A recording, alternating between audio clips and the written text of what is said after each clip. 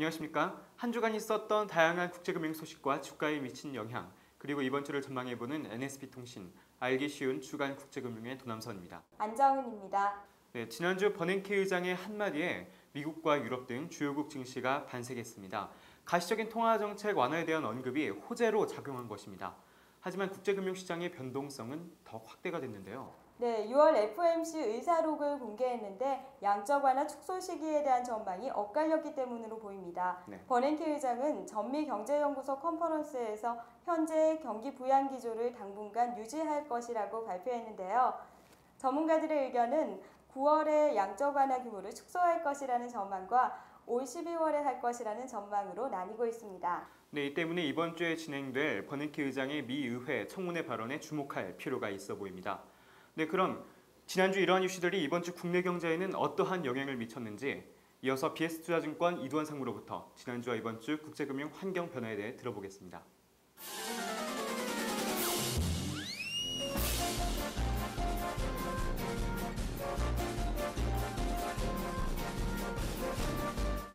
여러분 안녕하십니까? BS투자증권 이두원입니다. 지난주 주식시장은 코스피, 코스닥 모두 소폭 상승을 했습니다. 양적 완화에 대한 해석이 그동안에는 좀 경직된 해석이었다면 지난주에는 좀 완화되는 해석을 통해서 지수가 약간 움직였던 그런 모습이라고 평가가 됩니다. 지난주 6월 FOMC 회의록이 공개가 됐었는데 이 양적 완화는 올해 말 정도 중단된다는 그런 의견이 한 절반 정도 차지하고 또 절반 정도는 아직은 좀 빠른 것 아닌가, 좀 더 양적 완화를 해야 된다는 그런 의견이 있는 것으로 알려졌습니다. 그런 의견이 알려지면서 주식시장은 상당히 좀 완화되는 그런 측면에서 상승을 보였던 그런 모습이 아닌가 싶습니다.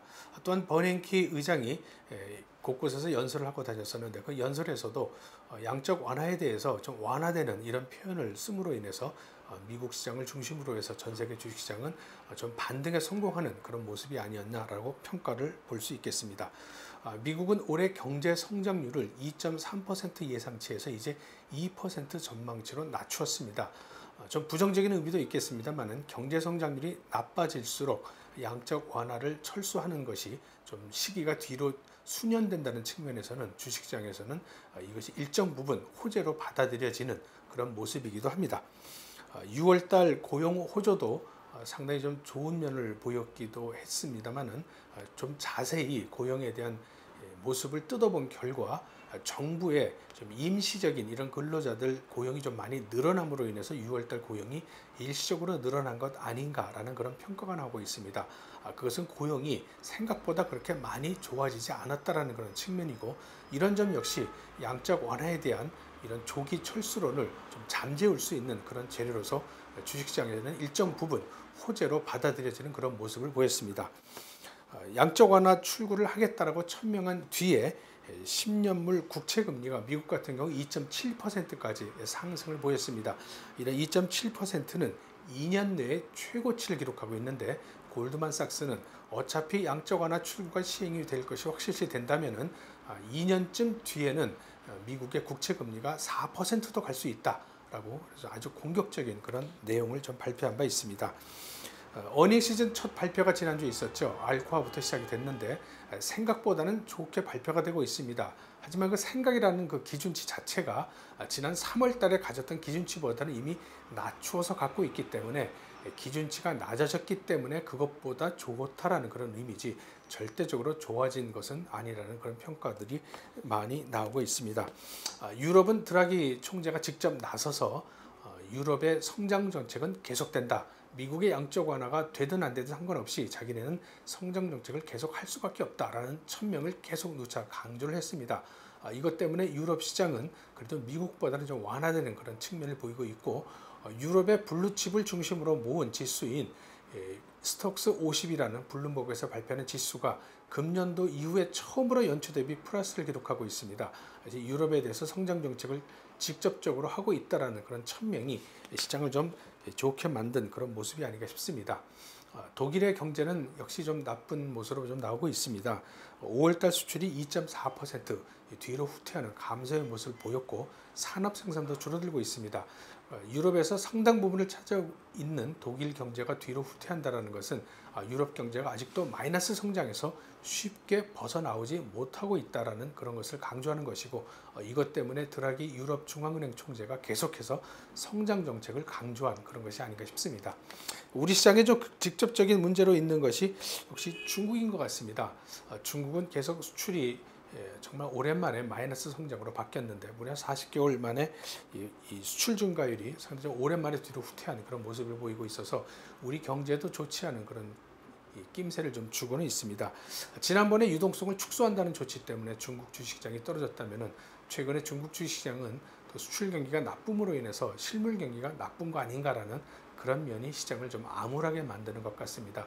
물론 반작용으로 경제를 총책임지고 있는 리커창 총리가 중국의 성장 정책을 계속하겠다, 또 모종의 성장 정책을 준비하고 있다, 이런 뉘앙스의 발표를 함으로 인해서 주가는 좀 방어가 됐습니다만은 경제가 좋지 않다는 측면은 우리 시장에는 역시 부담이 되는 그런 요인이 아닌가 싶습니다.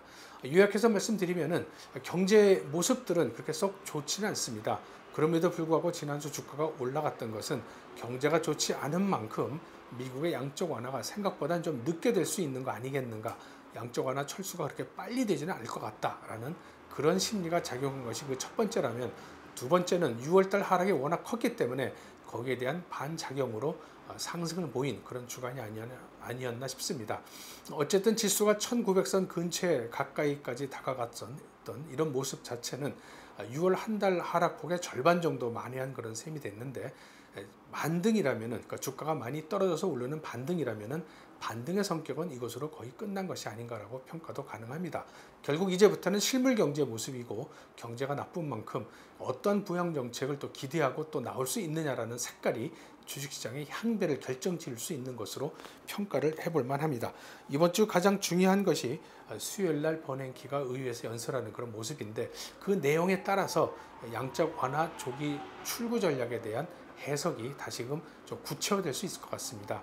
좀 출구가 시기가 좀 뒤로 수년될 것 같으면 주가는 좀 플러스적인 면이 강할 수 있고, 버냉키 의회에서 하는 연설 내용이 변함이 없이 금년 내에 조기 출구를 하겠다라는 그런 모습을 뉘앙스가 더 강하게 풍긴다면은 주가는 좀 주춤거릴 수 있는 그런 모습이 아닌가, 이런 생각입니다.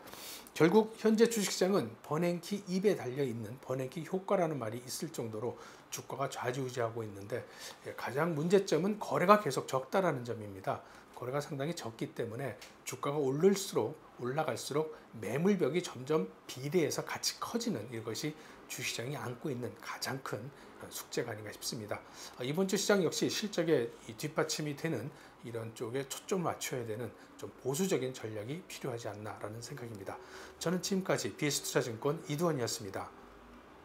이번 주에는 경남은행과 광주은행 매각 공고가 납니다. 우리 금융지주 민영화 작업이 본격적으로 시작된 겁니다. 네. 그리고 벤 버냉키 연방준비제도 이사회 의장의 의회 청문회 발언이 예정돼 있어 양적 완화와 관련해 또 어떤 얘기가 제기될지 주목됩니다. 네, 이번 주에도 세계인들은 버냉키 의장의 입만 쳐다보게 생겼네요. 네, 버냉키 의장이 오는 17일 미 의회에 출석해서 발언을 하는데, 양적 완화를 포함한 통화정책 방향과 미국 경제 전망에 대해서 어떠한 입장을 밝힐지 주목됩니다. 하지만 버냉키 의장이 이 자리에서 어떠한 입장을 밝히든 간에 초점은 연방준비제도 이사회가 양적 완화를 언제 그리고 어떻게 축소할 것인지 초점이 맞춰질 것으로 보입니다. 지금까지 7월 셋째 주 주간 국제금융 소식이었습니다.